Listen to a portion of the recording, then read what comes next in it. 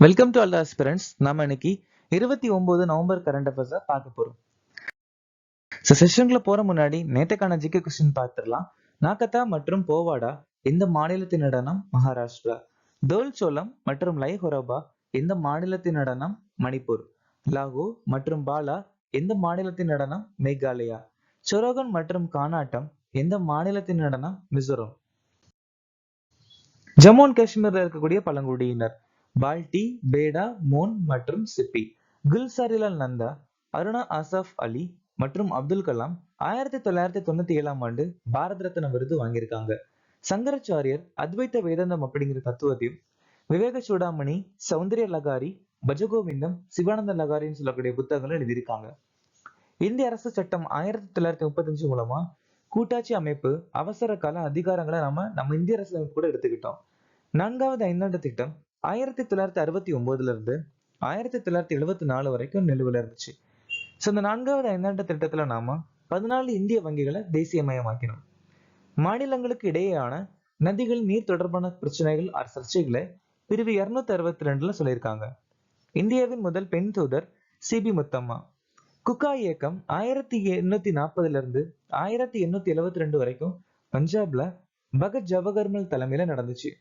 ராஜஸ்தான்ல கொண்டாடக்கூடிய ஒரு சில முக்கியமான பண்டிகை பூந்தி உற்சவ், மதஸ்தயா, பிரஜ் மற்றும் ஷேகாவதி.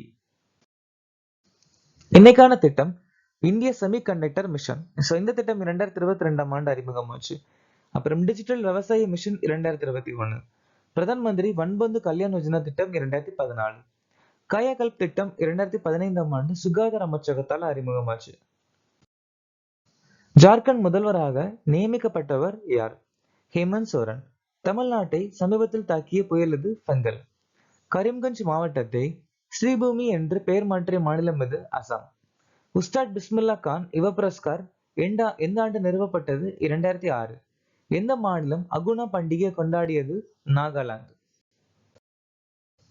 உருகுவேயின் அதிபராக பதவியேற்றவர் யார்? யமந்து ஒர்சி. கைமேல் மடோரி துனிசிய நாட்டுடைய பிரதமர். மைக்கேல் ஃபார்னியர் பிரான்ஸ் நாட்டுடைய பிரதமர். Harini Amarasuriya Ilangai. Shigeru Ishiba Japan. Kais Saied துனிசிய நாட்டுடைய ஜனாதிபதி. Duma Boko Botswana. Maia Sandu Moldova. Alix Didier Fils-Aimé Haiti நாட்டுடைய பிரதமர்.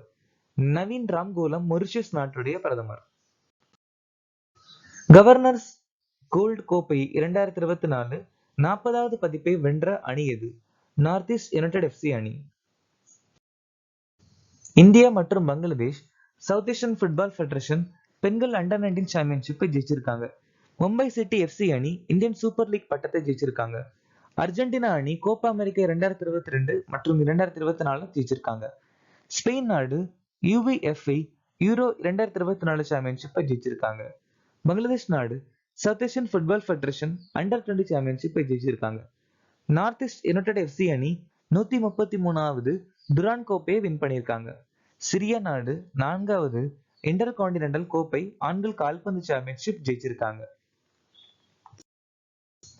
தேசிய ஊக்கமருந்து எதிர்ப்பு ஏஜென்சியால் சமீபத்தில் 4 ஆண்டுகளுக்கு இடைநீக்கம் செய்யப்பட்ட மல்யுத்த வீரர் யார்?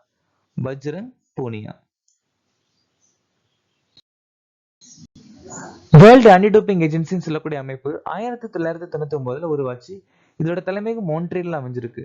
இதே மாதிரியே நேஷனல் ஆன்டி டோப்பிங் ஏஜென்சின்னு சொல்லக்கூடிய அமைப்பு 2005ஆம் ஆண்டு உருவாச்சு. இதோட தலைமையகம் டெல்லியில அமைஞ்சிருக்கு. விக்னேஷ் திருபூட்டல உட்கொண்டதற்காக 2 ஆண்டுகள் தடை விதிக்கப்பட்டிருக்காரு. ரச்சனா குமாரி ஊக்கமருந்து பயன்படுத்தியதற்காக 17 ஆண்டுகள் தடை விதிக்கப்பட்டிருக்காங்க. பால் போகுபா ஊக்கமருந்து பயன்படுத்தியதற்காக 4 ஆண்டுகள் தடை விதிக்கப்பட்டிருக்காரு. டெவன் தாமஸ் ஐசிசியால 5 ஆண்டுகள் தடை. பிரமோத் பகத் உலக பேட்மிண்டன் கூட்டமைப்பால் இடைநீக்கம் செய்யப்பட்டிருக்காரு. பிரவீன் ஜெயவிக்ரம் அனைத்து வகையான கிரிக்கெட்ல இருந்தும் ஓராண்டு தடை விதிக்கப்பட்டிருக்காரு. பெண்களுக்கு எதிரான வன்முறைகளை ஒழிப்பதற்கான சர்வதேச தினமாக இந்த நாள் அனுசரிக்கப்படுகிறது. நவம்பர் மாசம் 25ஆம் தேதி. அக்டோபர் 15 கிராமப்புற பெண்களுக்கான சர்வதேச தினம். அக்டோபர் 17 சர்வதேச வறுமை ஒழிப்பு தினம். அக்டோபர் 20 உலக புள்ளியியல் தினம். நவம்பர் 7 தேசிய புற்றுநோய் விழிப்புணர்வு தினம். நவம்பர் 8 உலக கதிரியக்க தினம். நவம்பர் 10 அமைதி மற்றும் வளர்ச்சிக்கான உலக அறிவியல் தினம். நவம்பர் 16 தேசிய பத்திரிகை தினம். சர்வதேச சுற்றுலா மாட்டின் 12வது பதிப்பை எந்த மாநிலம் நடத்துகிறது? அசாம் மாநிலம்.